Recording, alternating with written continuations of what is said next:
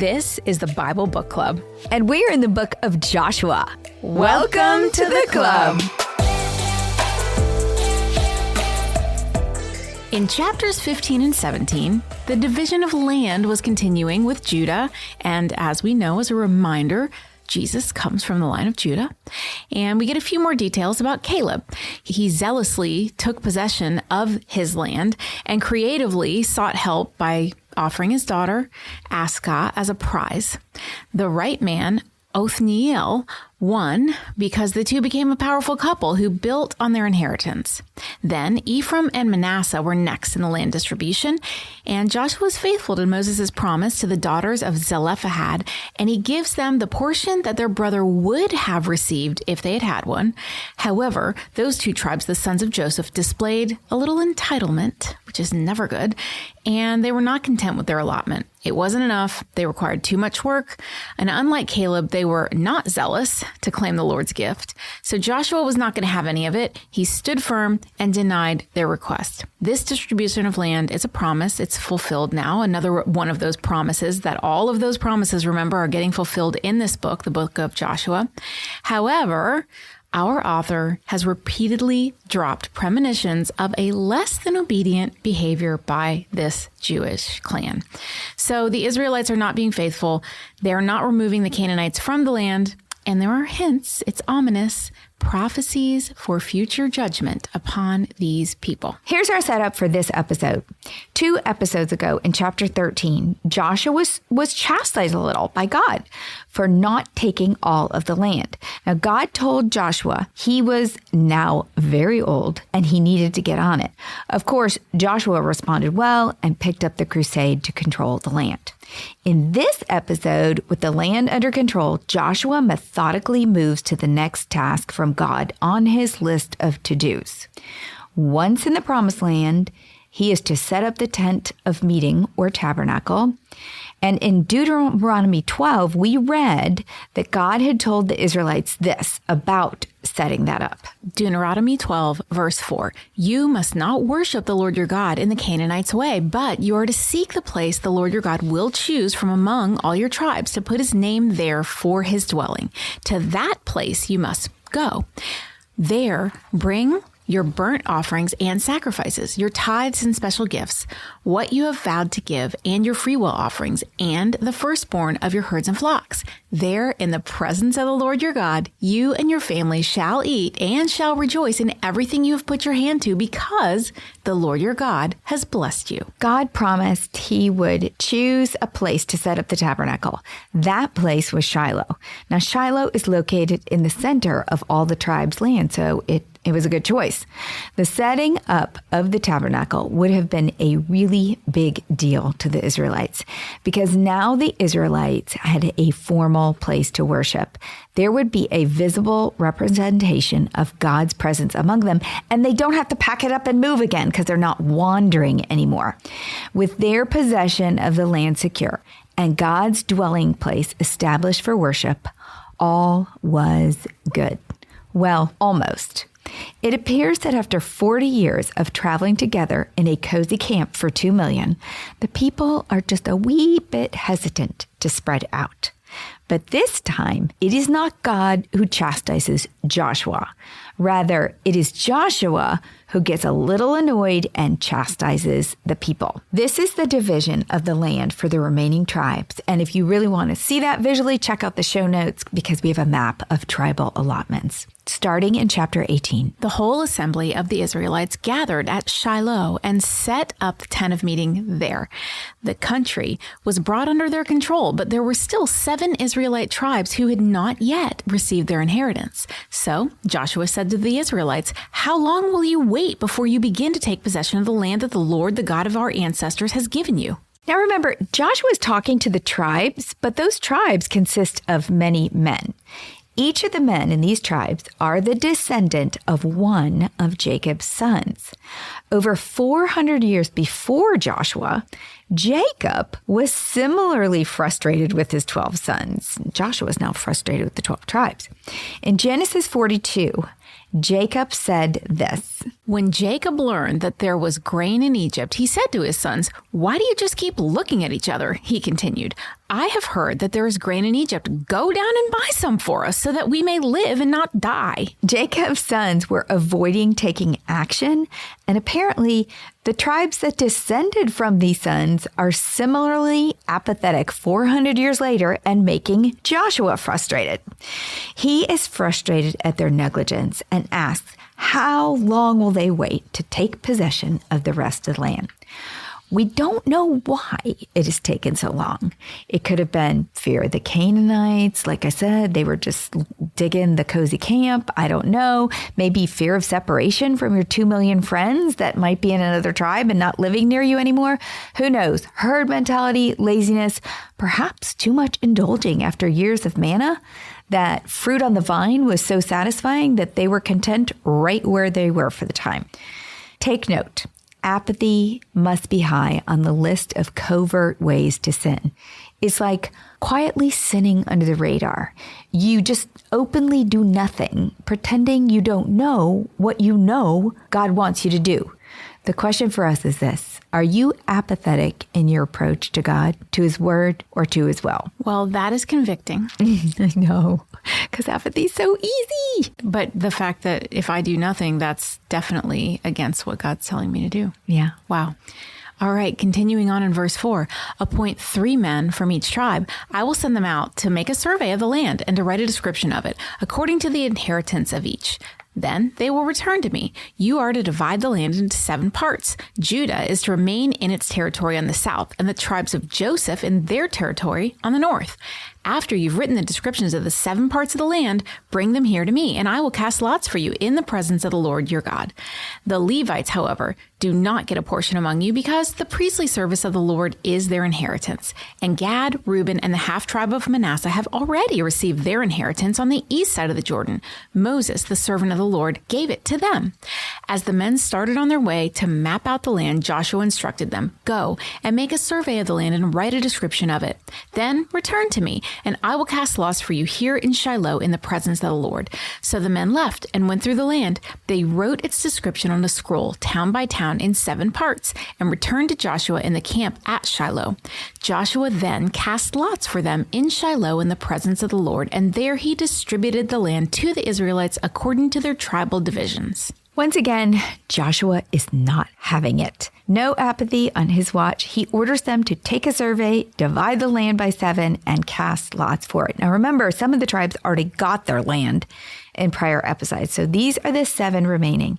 And we're going to start with the distribution for the 2 southern tribes, Benjamin and Simeon, beginning with the tribe of Benjamin. Verse 11, the first lot came up for the tribe of Benjamin according to its clans. Their allotted territory lay between the tribes of Judah and Joseph.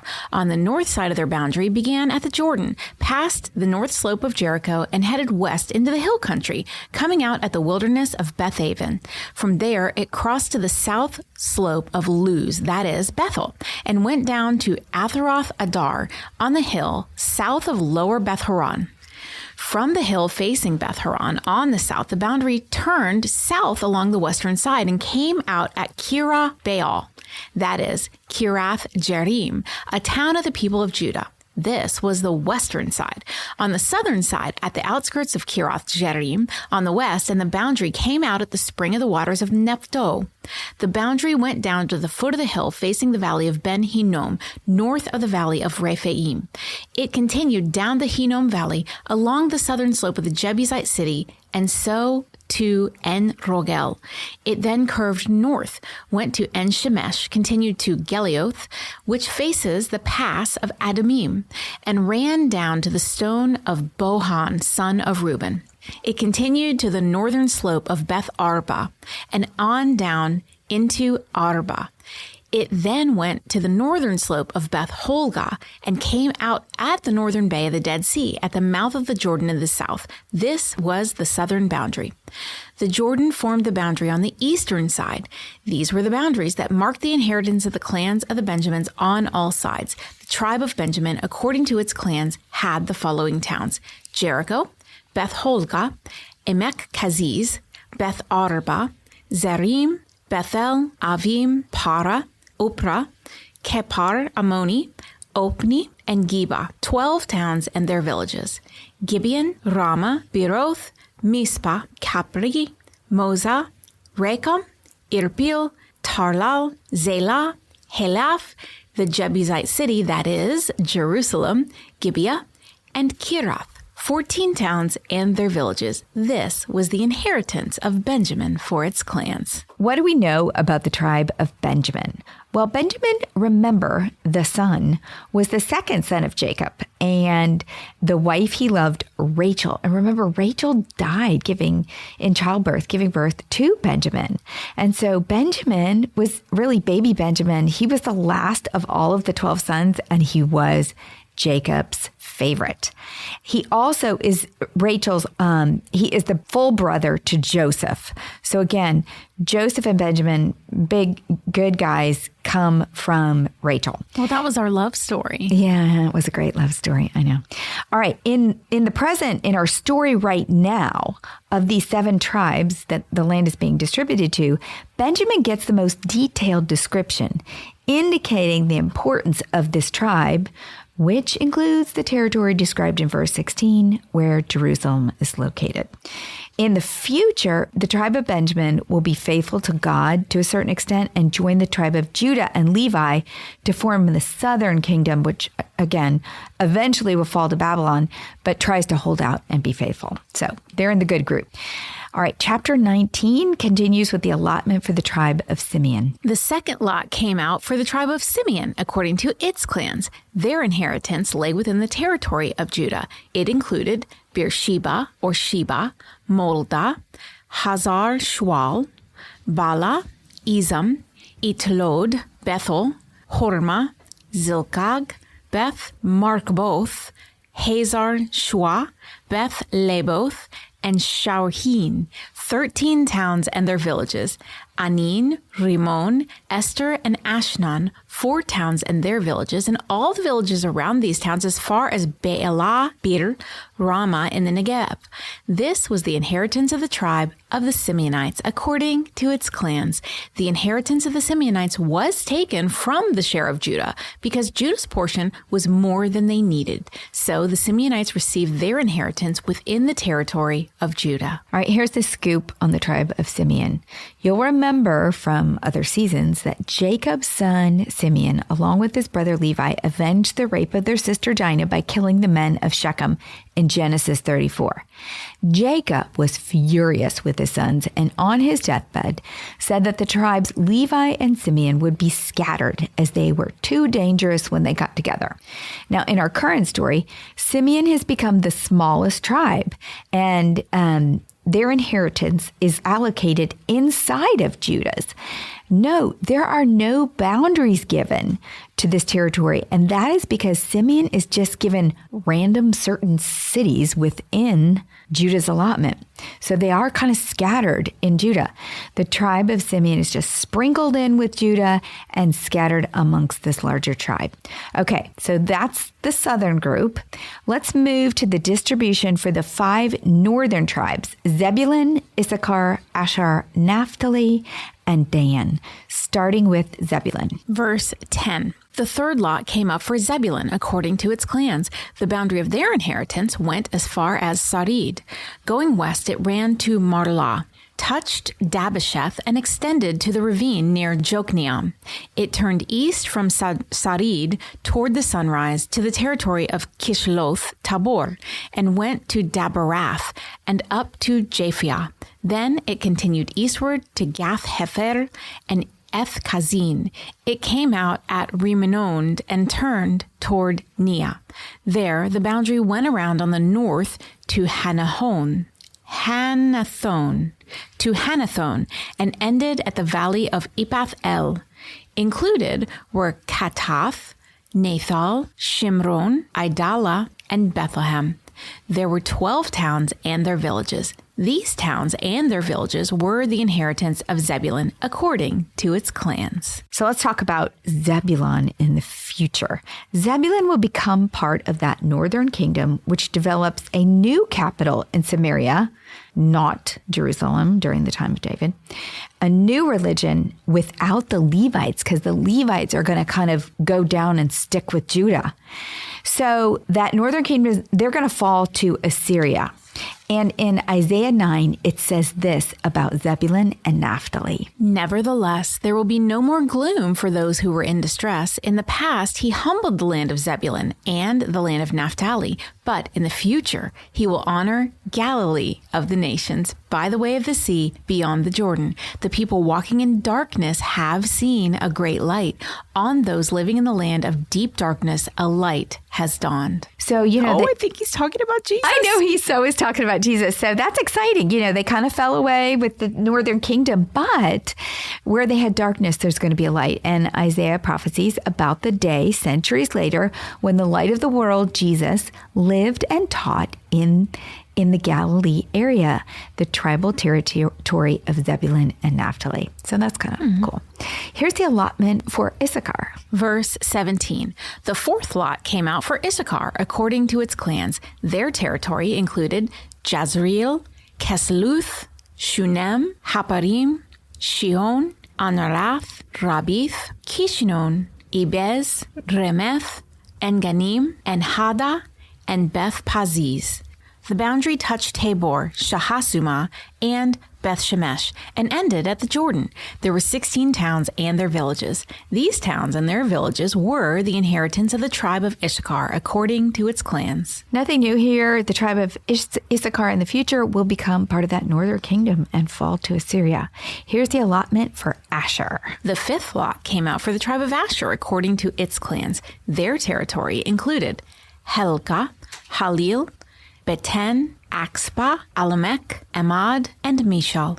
On the west, the boundary touched Carmel, Shihor Labath. It then turned toward Beth Dagon, touched Zebulun and the valley of Ipath El, and went north to Beth-Emek and Neiel, passing Kabul on the left. It went to Abdon, Rehob, Hamon, and Kana, as far as Greater Sidon. The boundary then turned back toward Ramah and went to the fortified city of Tyre, turned toward Hosa, and came out at the Mediterranean Sea in the region of Akzib, Uma, Apek, and Rehob. There were 22 towns and their villages. These towns and their villages were the inheritance of the tribe of Asher according to its clans. Asher also will become part of that northern kingdom and fall to Assyria. Here is the allotment for Naphtali. The sixth lot came out for Naphtali according to its clans. Their boundary went from Heleph and the large tree in Zanaim, passing Adami Nakeb and Jabneel to Lakum and ending at the Jordan. The boundary ran west through Aznoth Tabor and came out at Hukuk. It touched Zebulun on the south, Asher on the west, and the Jordan on the east. The fortified towns were Ziddim, Zir, Hamath, Raka, Kinnereth, Adma, Rama, Hazor, Kidesh, Idri, and Hazor, Aron, Migal-El, Horem, Bethanah, and Beth-Shemesh. There were 19 towns and their villages. These towns and their villagers were the inheritance of the tribe of Naphtali, according to its clans. So Naphtali will become part of that northern kingdom and fall to Assyria. But remember, they were lumped in with Zebulun in Isaiah's prophecy. And Matthew also reiterates what Isaiah said about these two tribes in Matthew 4. Matthew 4, verse 12. When Jesus heard that John had been put in prison, he withdrew to Galilee. Leaving Nazareth, he went and lived in Capernaum, which was by the lake, in the area of Zebulun and Naphtali, to fulfill what was said through the prophet Isaiah. land of Zebulun, the land of Naphtali, the way of the sea, beyond the Jordan, Galilee of the Gentiles. The people living in darkness have seen a great light. On those living in the land of the shadow of death, a light has dawned. Sometimes I think of Jesus with this little checklist of prophecy that he had to go through before he was done. The Lord handed him, and by the way, before you go down, here's your list. You got to execute all these things. So make sure they know that I fulfilled this one. Yeah, get around to all the land and check it off. All right, next is the allotment for Dan. Verse 40. The seventh lot came out for the tribe of Dan, according to its clans. The territory of their inheritance included Zorah, Eshtaol, Ir Shemesh, Sha'al-bin, Jadlon, Ilta, Elon, Timnah, Ikron, Elkeh, Gibeon, Baalath, Jehud, Bene Barek, Gath-Rimon, Mijarkan, and Rakon, with the area facing Joppa. When the territory of the Danites was lost to them, they went up and attacked Leshem, took it, put it to the sword, and occupied it. They settled in Leshem and named it Dan after their ancestor. These towns and their villages were the inheritance of the tribe of Dan according to its clans. All right, this is not the tribe you want to be a part of, and that is why they are last. The Danites were unable to settle in their land because they could not displace the Philistines. They eventually left the area and settled north of Galilee, kind of in, Naphtali and Zebulun's area, really. So they're going to become part of the northern kingdom and fall to Assyria. Now, in Revelation 7, Dan, after the whole Bible is pretty much till the last book, is dropped from the list of the 12 tribes who receive a seal from the angel from the east. So, we're constantly repeating the names of the 12 tribes. And in Revelations, you can read he's not in the list. We don't know why exactly. However, there are hints in Judges 17 through 18. The tribe of Dan is going to worship idols and became somewhat symbolic of Israel's failure. That story is coming up soon in season 7 of this podcast. So we will dig into that a little bit more later. All right. I want to talk about Joshua just a little bit. They've all gotten their land, and I want to move to Joshua because he's about to get his special allocation. But Joshua was that faithful leader, and he humbly receives his due last. Last out, only when all was accomplished did Joshua collect his inheritance and finally get to go home. Now, I have to wonder when I read this, did he even have a wife and children? Nowhere does it say that he had a wife and children.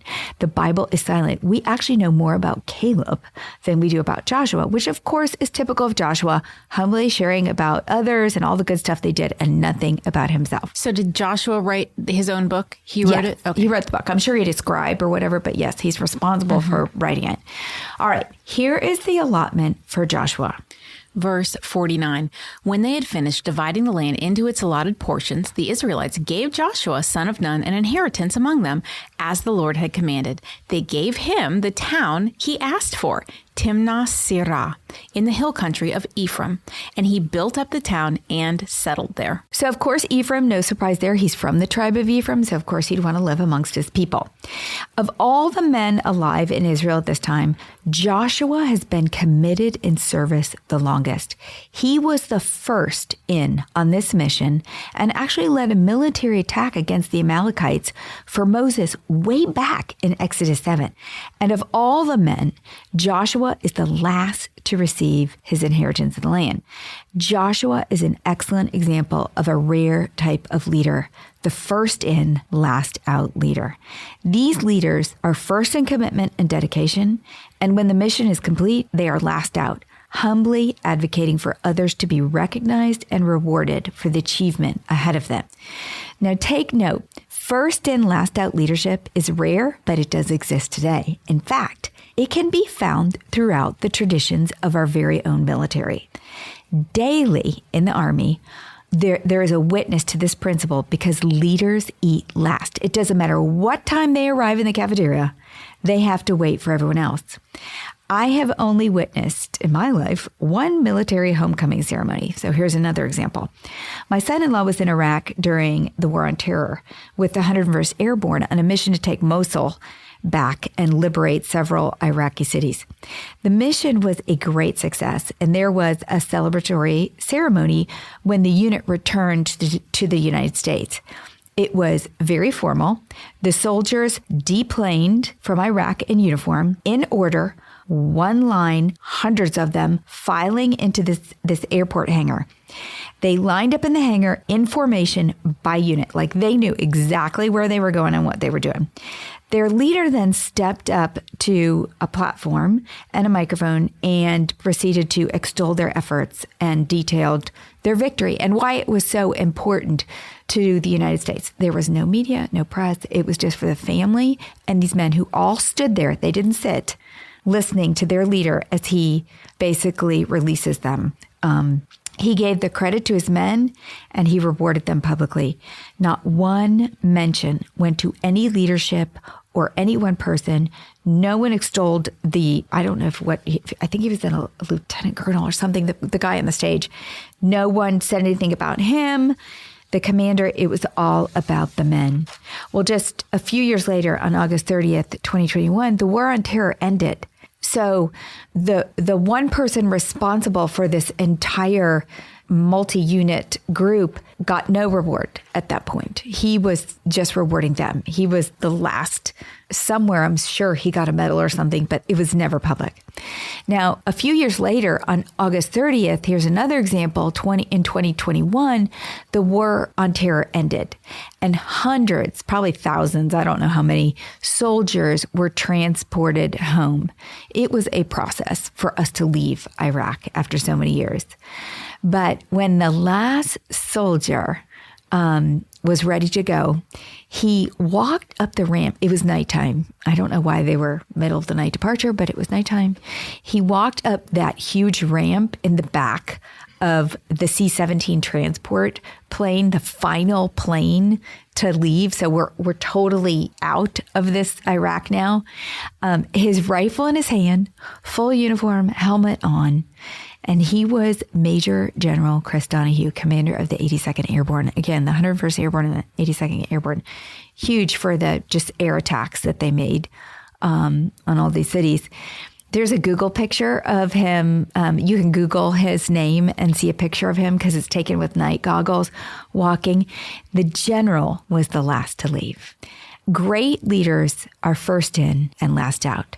They set the example by being the first in commitment and the last to leave when the work is done.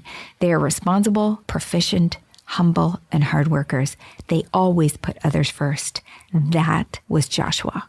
Probably our first example of that kind of commitment, especially on a military level, because that was primarily Joshua's role.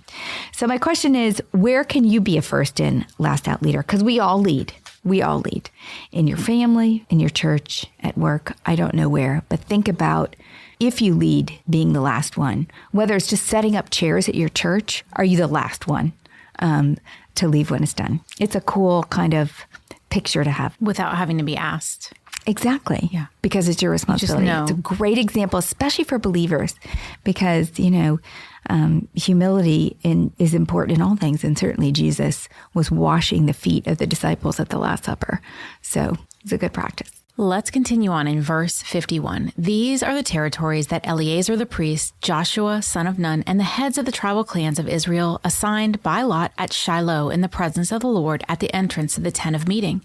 And so they finished dividing the land. The Israelite leadership team finished dividing the land. They finished at the tent of meeting in the presence of God. It was Joshua and Eleazar, the military leader and the priest, along with every clan leader representing each and every family.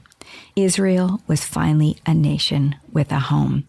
The final distribution of the promised land was the culmination of hundreds of years of waiting for a promise that was made to Abraham, somebody they never even knew because it was so far back in their history.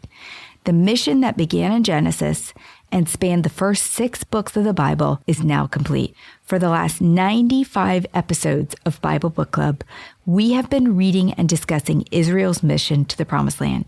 It has been just a 2-year journey for us, which seems like a long time, but it doesn't compare to the 40 years for these people.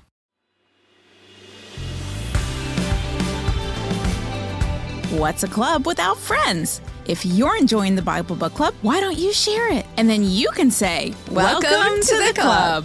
New episodes drop every Monday, and get all episodes now on Amazon Music. As always, head over to susanme.com/Bible Book Club for show notes from today's episode. Bible Book Club is hosted by Susan Merrill and Heather Rubio, edited by Buck Buchanan, produced by Hayley Mawat.